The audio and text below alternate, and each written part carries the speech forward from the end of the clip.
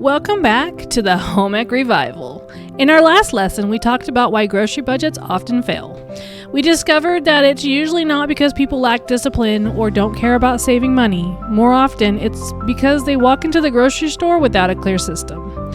Today, we're going to build on that idea by learning one of the most valuable principles in home economics.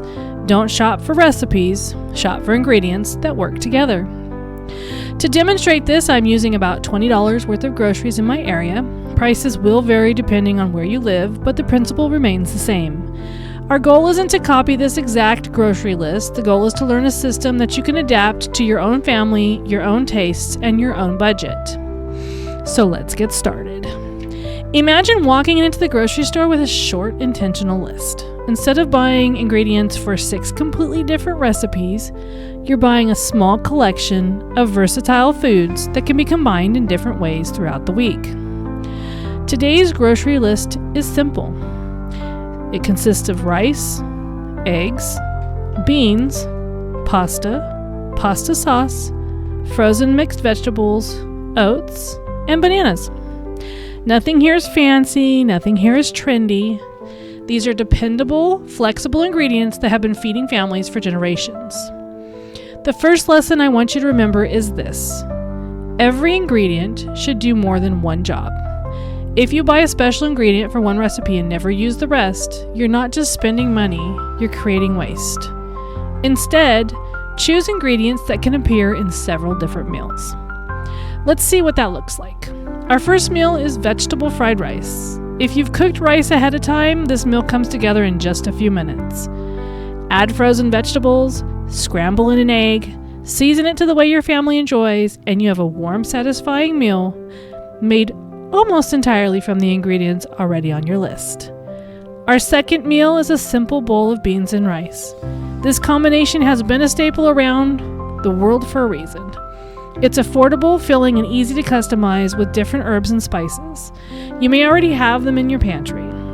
Meal number 3 is pasta with vegetables. Cook your pasta, warm your sauce, add some mixed vegetables, and dinner is ready. Notice that we're still using the same ingredients that we purchased at the beginning of the week. Now let's think differently. Instead of cooking something completely new the next day, let's transform what we already have. Meal 4 becomes a leftover pasta skillet. Add yesterday's pasta to a pan with vegetables and an egg, and you've created a completely different meal with very little extra effort. This is one of the secrets of home economics.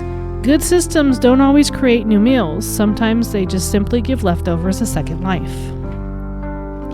Our 5th meal is oatmeal with sliced bananas. Simple breakfasts like this are an inexpensive, nutritious, and easy way to prepare even on busy mornings. And finally, meal number 6 is breakfast for dinner. Egg, oatmeal, and fruit may not sound exciting, but they're reliable, affordable, and quick to prepare when the day has gotten away from you. Now take a step back and look at what we've accomplished.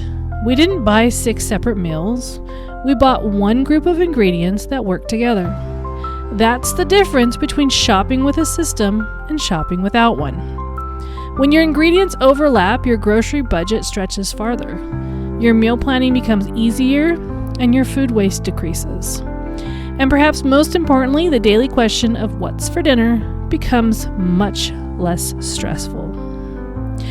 That's what home economics has always been about. Not perfection, not expensive kitchens, not gourmet recipe. It's about creating practical systems that make everyday life so much easier. Before we finish today's lesson, I'd like to give you a small assignment. The next time you plan a grocery trip, I want you to challenge yourself to choose 8 versatile ingredients. Then before you leave the store, see if you can plan at least 5 different meals using those same ingredients. You don't have to use my grocery list to build one that fits your family and your budget. The most important thing is to think in terms of systems rather than recipes. Over time, this habit can help you reduce waste, simplify your meal planning, and make your grocery budget work harder. In our next lesson, we'll build on today's system by creating a pantry that supports your meals instead of collecting forgotten ingredients. Until then, remember this: a well-run home isn't built on perfection, it's built on simple systems that work. Thank you for joining me for another lesson here at the Home Ec Revival, and I'll see you on the next lesson.